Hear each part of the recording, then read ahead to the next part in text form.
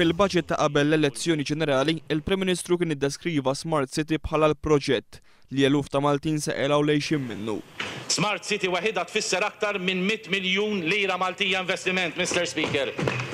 Eluf ta' Maltin se jaqalgħu ħobżhom minn dan l-investiment. Il-kol kemm aħna għandna nħossuna kburin b'dan l-akkwist li ser ikun għamel pajjiżna. Iżda fil-budget ta' din is-sena l-proġett Smart City kien kompletament esklus mid-diskors tal-Ministru tal-Finanzi.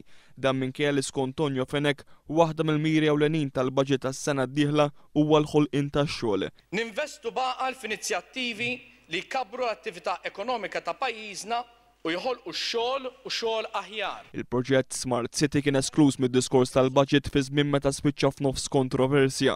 Fil-jiem li għaddew il-Ministru Austin Gatt ikkonferma li wara li l-Gvern ma samx l-obbligi tiegħu, issa l-kumpanija minn Dubai mhijiex marbuta li toħloq il-5,600 impjieg li wieħed il-Partit Nazzjonalista.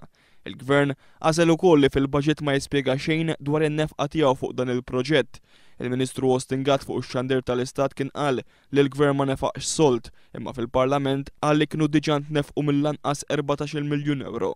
Smart City tħalla wkoll barra mill-budget minkejja li l-Kummissjoni Ewropea rrimarkat li l-proġett minn wieħed ta' informatika issa qed ikun ikkritikat li spiċċa bħala żvilupp spekulattiv tal-bini.